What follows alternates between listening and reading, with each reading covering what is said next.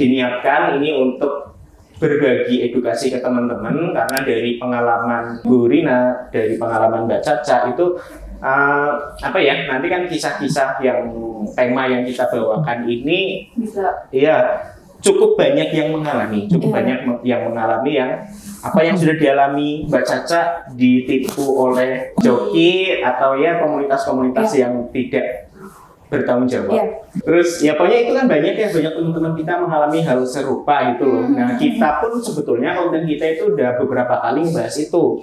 Cuman kadang memang mungkin belum sampai atau gimana gitu ya. Nyatanya masih banyak korban yang kena gitu loh. Ada yang sampai puluhan juta gitu ya, yang kena ketipu joki-joki seperti itu gitu. Sangat disayangkan. Nah, kemarin kita juga udah bikin konten tentang ciri-ciri akun penipu. Nah, semoga pokoknya bisa meminimalisir korban-korban penipuan, termasuk nanti kisahnya Mbak Caca gitu. Begitupun dengan Bu Rina gitu kan. Nah, kalau Bu Rina kan nanti lebih kepada komunikasi keluarga seperti apa yang bagus gitu ya. Nah, nanti Bu Rina bisa berbagi ke teman-teman, karena itu juga yang paling sering dikhawatirkan sama teman-teman yang terjerat pinjaman online. Nggak berani cerita ke keluarga, ke pasangan, atau mungkin yang dialami Bu Rina itu adalah anak nggak berani cerita ke ibu. Dan bagaimana Bu Rina menanggapi peristiwa yang terjadi gitu. Dan pastinya kan kalau kemarin kita sempat ngobrol, hal positif yang dilakukan Ibu Rina itu bisa menjadi contoh seperti itu ya.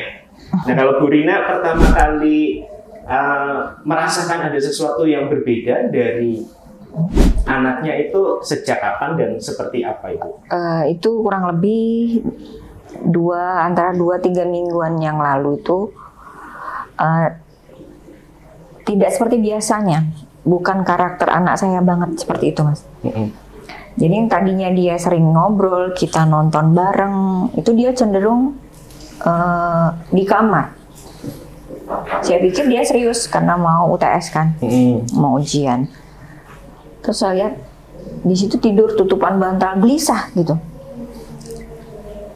Hari berganti hari, ada waktunya dia pulang kuliah siang itu. Jam 1:30-an saya tanya, gimana kuliahnya hari ini? Mukanya merah, muka cemas itu, Mas. Ada apa? Saya bilang gitu kan. Aku mumet tenan, Bu. Mumet kenapa? Akhirnya dia cerita, aku pinjol gini-gini. Awalnya kaget, tidak terima. Saya sendiri yang awalnya tidak paham pinjol itu, Mas. Jadi manusiawi banget saat itu, marah, kecewa, campur aduk, nggak ngerti lagi. Dengar kata pinjol tuh sudah bayangan saya nominal yang saya tidak bisa bayar, gitu kan. Terus akhirnya dia cerita, ini kok bisa seperti itu? Iya. Terus dia cerita tuh buat apa gitu, dan uangnya tuh tidak seberapa, Mas. Awalnya dia pinjam 1 juta, terus 3 juta. Mungkin dia mau berusaha gali lubang tutup lubang, akhirnya mah kejeblong sendiri itu. Dan akhirnya dia cerita, aku mumet, Bu, ini pinjamannya ini. Akhirnya tidak cuma 1 aplikasi, banyak. Iya. Sudah sesak, tidak bisa diluapkan lagi apa tuh, saya sampai nangis sama anak-anak saya itu. Ini saya harus gimana? Tapi di saat itu dia juga bingung dengan rambut yang acak-acakan, kusut. Duduk di situ, dia juga tidak berdaya. Jadi saya jadi seorang ibu yang tadinya marah, saya setengahnya luluh, Mas. Kalau saya tidak merangkul anak saya, terus anak saya mau berpegang sama siapa lagi? Gitu. Untuk seperti ini pun nggak mungkin dia cerita ke orang lain. Saya di situ juga dilema, mau menenangkan hati saya, sedangkan saya sendiri sesak ini menghadapi anak saya, ini harus gimana? Saya yemin dulu pikiran saya. Kembali sambil saya elus-elus anak saya itu, sambil tersirat di pikiran saya. Di luaran sana banyak kenakalan anak-anak seumur anak saya ini. Ya mungkin ini salah satunya, saya anggap ini kenakalan dia. Yang sebenarnya juga tidak harus ditolerir ya, Mas ya, sana ini. Tapi mungkin ya ini tibanya di anak saya. Saya harus terima itu. Saya nggak tahu lagi jalan keluarnya apa, saya yemin. Sudah, sekarang tenangin pikirmu, kita cari jalannya bareng-bareng. Yang penting kamu tenang. Karena sebelumnya saya juga sering lihat berita anak-anak sumber dia, bahkan teman kampusnya di awal kuliah pun belum masuk, belum bagi seragam juga itu. Kenapa nak? Nggak tahu Bu, jawabnya gitu. Saya terus kepikiran itu, kalau mungkin anak saya nggak direkrut, mungkin bisa jadi seperti itu. Saya gitu ya Mas. Untuk urusan nanti saya ngobrolin yang lain-lain yang tentang nominal itu nanti saya pikir. Sepenting dia tenang, dia ngerasa aku ada yang ibu. menaungi. Iya, gitu. Tapi masih kemerungsung. Aku takut Bu, ini. Sabar, tenangin dulu pikiranmu. Sebenarnya saya ngomong sabar itu saya sendiri nggak sabar, nggak bisa sabar karena yang di pikiran saya itu carut marut, nggak ngerti harus gimana kan. Setelah itu dia mau cerita semuanya dia sudah mulai, paling tidak dia tidak lagi di kamar, sedikitnya mau keluar nonton bareng di situ, walaupun mungkin pikiran dia nggak di situ. Nonton bareng, saya cerita, sambil dia cerita tuh saya buka-buka aplikasi YouTube, Instagram, dan kok akhirnya saya tuh ketemu Sedulure Dewe. Itu di YouTube atau di IG? Di IG. Langsung saya tag anak saya DM, gimana caranya admin. Saat itu Mbak Mustika mungkin ya adminnya. Itu langsung direspon sama Mbak Mustika. Dan beberapa hari kemudian saya diundang ke sini. Akhirnya setelah dari sini, ternyata anak saya tidak sendiri. Ada beberapa teman-teman juga di sini. Sepulang datang ke sini pun mungkin disaksikan sama tim Sedulur Dewe. Anak saya wes nggak tahu rupanya kayak apa. Aut-autan nenek Mas. Tapi paling nggak keluar dari sini dia bisa tersenyum, ketemu sama tim, ketemu sama teman-teman yang lain, korban pinjol, itu aja. Ya pesan saya buat orang tua yang lain, anak ini titipan dan harus kita rangkul. Karena baik buruknya anak itu harus kita, bukan orang lain, bukan tanggung jawab orang lain. Dan anak harus merasa lebih nyaman ke orang tua, ke keluarga khususnya kan. Walaupun ibunya itu hari-hari bawel, cerewet, yang harus kepo, harus tahu kegiatan dia mungkin selama ini nggak terima, itu juga pelajaran buat dia. Oh, di seperti ini teman-temanku yang di saat aku senang nggak ada, kembali lagi saya ke ibu. Walaupun awalnya dia takut, Mas. Kalau yang pertama dia berani itu cerita nggak Bu? Maksudnya dia itu udah mendem ini, merasa udah di titik yang benar-benar buntu itu udah berapa lama dia mendem dan akhirnya berani cerita itu? Lama sekali itu Mas, lama sekali. Sampai ada 1 tahunan? Belum ya? Belum ada. Karena saya taunya dia keluar malam terus. Kenapa? Tugas. Kalau setiap hari tugas. Oh, saya juga dulu pernah sekolah, jadi saya pikir saya maklumin. Kok sampai jam 1 belum pulang, kemana nak? Ini nggak apa-apa Bu. Nah, di saat dia yang tadinya rapi, bersih, jadi kayak acak-acakan, sudah malas mandi, kita kan sudah, aduh anakku kenapa gitu kan. Dia nggak berani cerita Mas, nggak berani cerita, sampai di titik dia di kamar sendirian, pulang kuliah, mungkin sudah nggak tahu lagi dia harus mentok ya. Sudah mentok, nggak tahu lagi. Kita seorang ibu feelingnya ada kan, membaca gelagat anak seperti itu. Saya tanya, itu pertama kali ibu tanya atau beberapa kali sebelumnya? Pertama kali saya tanya dan langsung cerita. Oke, berarti kan mungkin kondisinya memang udah terpuruk, udah mendemnya udah lama gitu ya, dan mungkin maju mundur sebelumnya mau cerita atau memang dulunya nggak ada kepikiran mau cerita? Takut, dia bilang. Kenapa nggak cerita dari kemarin? Aku takut Bu. Takut. Sempat ada itu nggak Bu? Maksudnya Ibu lihat selain perubahan sikapnya jadi murung, jadi di kamar, kayak di handphone itu kalau pinjol kan biasanya banyak yang telepon gitu ya Mbak ya. Nah itu terlihat itu nggak? Atau mungkin anak itu terlihat kayak menyembunyikan handphonenya gitu? Menyembunyikan, iya. Dan saya taunya ke adiknya. Ke adiknya tuh sudah mulai diteror itu. Berarti sebelum pengakuan itu adik juga udah? Mungkin sudah dikode dia adik ini tadi. Nggak usah ngomong ibu. Karena ibunya juga punya rekam jejak sakit.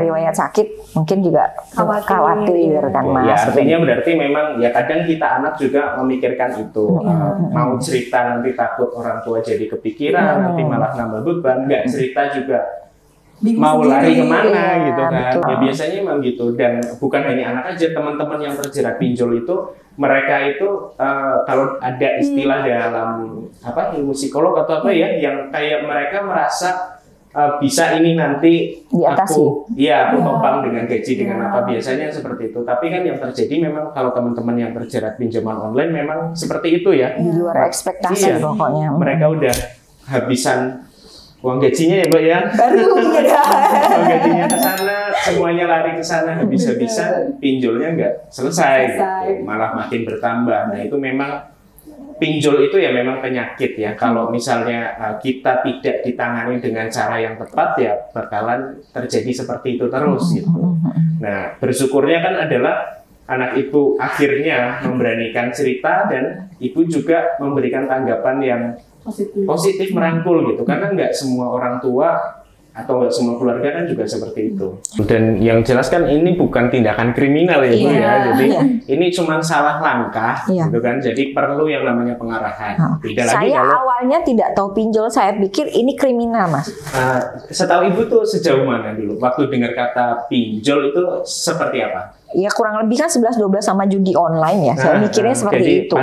Pandangannya saya awam banget seperti itu. Tapi setelah itu saya dari situ dia sambil kita tiduran, saya elus-elus tuh, saya cuma sudah baca-baca itu. Ternyata pinjol lu sekejam itu. Saya banyak belajar hari itu juga Mas, saya belajar. Ternyata yang dipinjamkan sekian, yang diterima sekian. Jadi saya kok jadi orang tua yang gimana ya, kok tidak berpihak ke anak saya gitu kan. Ini kesalahan dia, tapi bukan sepenuhnya dia yang salah gitu. Dia melakukan kesalahan, dia tidak pandai maksudnya mempertimbangkan baik buruknya, memutuskannya itu terlalu cepat tuh. Dia harus belajar dari situ. Dari situ saya tahu, oh ini pinjol. Tadinya saya nggak ngerti Mas, pinjol itu seperti apa. Ternyata kejam sekali. Jadi karena nggak tahu, yang tadinya mungkin marah ke anak, dan akhirnya tahu bahwa kalau pinjol itu ternyata ya memang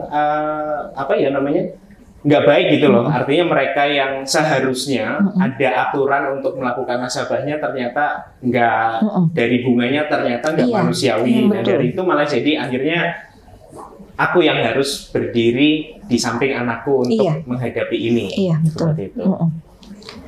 Karena ya saya baca di berita itu kan banyak Mas, di usia-usia rentan seperti ini sampai masuk ke usia matang 40-50 yang gara-gara pinjol. Banyak kan di berita seperti itu. Saya nggak mau anak saya jadi salah satunya seperti itu, saya nggak mau. Iya betul. Ya karena memang terkadang orang-orang yang sampai itu mereka udah nggak ada tempat lagi, mereka cerita ke keluarga malah justru semakin didesak. Semakin didesak. Pun yang datang ke sini banyak yang seperti itu, yang takut cerita ke keluarga, takut pasangannya tahu gitu. Aslinya kalau khususnya anak cowok itu sampai kapanpun kan itu dekatnya sama ibu, nggak akan putus itu Mas. Walaupun dia tidak bercerita, pasti feeling seorang ibu tuh tahu anak ini kenapa. Dari raut muka, dari gelagat dia sehari-hari udah beda, itu kita bisa baca. Nah, mungkin kalau anak semakin kita pakai love language-nya ya, harus kita sentuh, kita belai, dia lebih terbuka, lebih merasa, oh saat ini aku harus terbuka cerita sama ibu. Mungkin dengan sepele aja disentuh, dipeluk, mereka cuma butuh itu aslinya Mas. Dan kita orang terdekat kan yang paling tahu ya, yang paling tahu titik nyaman orang terdekat kita seperti apa gitu. Dan mungkin kayak kalau kasih sentuhan love language kayak physical touch tuh rasanya kayak aku diterima gitu loh Kak. Kayak aku melakukan kesalahan sebesar apapun, ibu kayaknya nggak akan menghakimi. Jadi akhirnya nyaman dan kemudian bisa cerita dengan leluasa. Iya, seperti itu. Kemudian kan setelah itu kan Bu Rina karena memang awam banget dengan pinjol kan otomatis cari tahu, searching dan lain sebagainya gitu. Kalau tahu nominal itu di mana Bu? Sampai Ibu tahu. Kalau di awal kan memang nggak langsung ya, langsung arah ke sana. Ya itu setelah itu saya bilang berapa utangmu, dihitung ada berapa aplikasi, di total sekitar itu sama bunga sama denda. Dan denda itu menyentuh angka 25 juta sekian. Itu kan saya kaget Mas tuh, shock banget itu. Nggak tahu, pikiran saya juga buntu, tapi saya harus tetap kelihatannya tenang. Walaupun isi kepala gemuruh. Kalau ibu memperlihatkan itu nanti makin anaknya betul, makin ini ya. Betul, iya. Ya akhirnya setelah itu saya suruh dia catat semuanya. Ini sekian, ini pinjaman sekian, sampai berapa. Ada, ternyata sudah dibayar dia. Jadi selama dia mengaku bikin tugas, dia nyambi nyopi. Oh, driver Shopee Food dia kan. Itu. Jadi buat nutup itu nggak ketutup juga. Akhirnya dia pusing sendiri dan kita bisa baca gelagat dia kan, Mbak. Ya akhirnya itu. Akhirnya dia cerita. Dan sudah mulai dari situ dia terbuka tentang nominal itu. Saya kaget. Sudah buntu Mas, nggak bisa ngomong apa-apa lagi. Sesak, dadanya sesak. Sampai sama nih, adanya cuma nangis. Maafin aku ya Bu. Kita seorang ibu yang melahirkan dia, membesarkan dia hingga kini, dia sudah bilang maaf. Luluh, sontak luluh. Semua kesalahan dia sudah saya hapus. Ibu maafin deh, udah gitu. Sama adiknya pun dia minta maaf, maafin ya katanya. Ya udah sekarang kamu dikuatin, jangan murung lagi di kamar, jangan habiskan waktumu di kamar. Di sini aja bareng-bareng kita nonton TV. Karena saya takut kalau dia di kamar terus pikirannya masih melulu itu nanti dia buntu kan, nggak ada pikiran yang sehat lagi Mas, saya kira itu. Dan ya itu sih kalau aku lihat dan dengar komunikasi ibu dan anak cukup romantis itu ya, karena apalagi anak cowok itu setahu jarang ada yang berani minta maaf gitu Bu. Itu kan udah cukup patut diapresiasi gitu, dan ibu juga bisa merangkul sedemikian rupa gitu loh. Banyak orang tua yang cuek terhadap anaknya, nggak mau tahu lebih gitu. Dan ibu kan terbukti juga mempelajari masalahnya apa kan gitu. Akhirnya juga menemukan kita juga ya di Instagram gitu. Pas menemukan kita itu saya pastikan lagi Mas, saya menemukan di Instagram itu Seduluri Dewe. Saya sudah sekali pintas baca, saya buka lagi YouTube-nya. Saya yakinkan. Karena saya tidak mau nanti terjerumus kan Mas ya. Salah langkah lagi ya. Tapi setelah buka YouTube tuh saya mantap. Mungkin ini jalannya Tuhan mempertemukan saya ke Seduluri Dewi ini. Saya tag dia. Feeling ibu ini yang bisa paling tidak menguatkan kamu. Terus saya buka YouTube, ada berapa episode itu saya buka. Saya lari lagi ke IG. Saya langsung kontak, saya DM adminnya. Saya gini bilang, oh datang aja ke sini hari Sabtu. Itu. Kalau tanggapan anak ibu ketika diperkenalkan dengan Seduluri Dewe, awalnya datang itu dia masih ragu. Kalau sebelum datang ada mungkin kayak Bu nanti malah begini atau enggak, manut ngikut aja. Iya, saya sudah bilang feeling ibu ini yang bakal menguatkan kamu. Besok kita ke sana. Ini sudah dikirim alamatnya. Akhirnya ke sini. Hujan juga saatnya itu waktu itu Mas ya. Hari Sabtu kan? Hari Sabtu. Yaitu untuk pertama saya ketemu tuh ya Seduluri Dewe, nggak ada yang lain. Entah kenapa saya tergeraknya di hati itu cuma Seduluri Dewe aja. Lihat. Karena saya sendiri nggak ada tempat pegangan, anak saya berpegang saya kayaknya limbung gitu loh, nggak karena saya nggak paham tentang ini, saya nggak tahu banyak, saya nggak mau nanti saya kejerumus juga gitu kan. Akhirnya saya di sini dibantu, ditenangkan, ketemu teman-teman yang lain. Oh ternyata anak saya tidak sendiri. Sampai saya bilang, tuh kamu nggak sendiri. Datang itu nggak ada senyumnya sama sekali Mas. Saya takutnya dia gila. Dari sisi psikologis dia sudah kena. Dengan saya lihat perubahan sikapnya itu, saya sudah kalau saya nggak tanyain apa yang terjadi sama anak saya gitu kan gitu. Akhirnya keluar dari sini dia bisa senyum, paling tidak oh iya ada pencerahan, ada tahu apa yang harus dilakukan gitu kan ya, paling enggak. Walaupun belum banyak ya Mas ya, masih pertama kali ke sini itu, paling tidak apa yang jadi unek-unek dia sudah saya sampaikan di sini dan dia ngerasa saya tidak sendiri. Itu. Kalau ancamannya dulu mungkin sebelum datang ke sini kan biasanya ada hal yang bikin overthinking karena ancamannya. Ada ancaman seperti apa aja Bu yang dulu-dulu? Katanya ini akan kirim orang, kanan kirinya akan tahu, tetangga bakal tahu semuanya, seperti itu. Kirim terus, sampai rombongan datang gitu? Iya. Terus gurunya kirim ke foto dia, diambil Mbak, ditulis penipu atau gimana ya? Untuk foto yang pengajuan itu ya Ibu? Atau? Bukan, jadi foto profil, foto profilnya dipakai itu penipu ke gurunya. Itu udah sampai ke kirim atau? Sudah terkirim. Ke gurunya? Iya, sekolahnya kan dulu SMA-nya sama Mas. Di sekolah SMA-nya? Kirim di adiknya. Terus foto KTP, itu sudah dikirim ke tetangga. Jadi kayak gitu Bu, aku ini terus WA Mas Musa coba harus gimana? Akhirnya sudah dikasih nanti bilang aja Bu di scam gitu katanya. Ya paling nggak kamu harus tenang dulu, harus tenang ngadepin ini. Oh iya Bu. Akhirnya dijelaskan tetangga pun, oh iya gitu. Bisa mengerti, ya. Akhirnya seperti itu. Ini kan berarti udah jalan 2 minggu ya? Lebih kayaknya Mas. Lebih ya, lebih dari 2 minggu.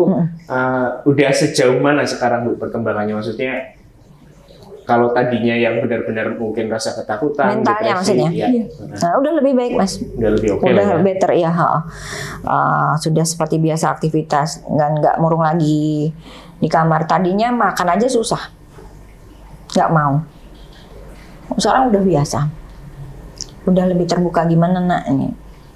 Tadi awal-awal juga masih ceritanya harus gimana nanti lanjutnya kesini lagi, iya Bu, gitu. Sudah tidak seperti yang kemarin-kemarin lagi, sudah lebih kuat lagi, sudah lebih survive. Oke. Jadi pesan terakhir nih mungkin buat teman-teman dari Bu Rina.